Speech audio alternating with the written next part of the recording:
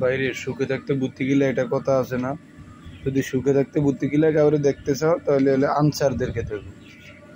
তারা গত 16 বছর যাবৎ হচ্ছে যে কোনো কথা নাই বাতি নাই, ডিউটি চলতেছে, কাজ করতেছে, মাগার 16 বছর পরে এখন হচ্ছে ওদের মনে হইতেছে যে দাবি পুরো, মানে দাবির জন্য আন্দোলন করলেই দাবি পূরণ। তাই তাদের সুখে থাকতে বুঝতে গিলেছিল, কালকে যে দাবির জন্য বাড়াবাড়ি করলো, কি হলো অবশেষে দাবি তো সব কিছু পূরণ হলো।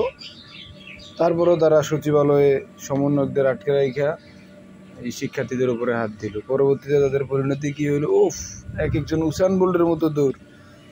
ভাই বিশ্বাস করেন, রিয়াল মাদ্রিদের এই কামব্যাকের চাইতেও বাংলাদেশের স্টুডেন্টের কামব্যাক অনেক ফাস্ট, অনেক দ্রুত।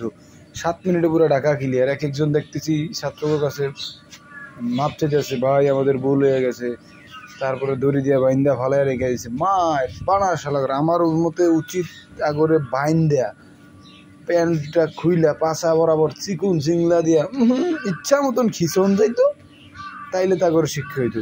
শালার বুধেরা সুখে থাকতে কত সুন্দরভাবে ডিউটি করতেছিলি, খাইতেছিলি, এখন তো মনে করতে এখন ঠেলার উপরে থাকতে হবে। ঠেলার উপরে না রাখলে শালার মধ্যে কোনো কাম হইতো না। খেলা করে বাইন্দা ইচ্ছা মতন খিচাইয়া তারপরে চাকরি দিকে অব্যাহতি।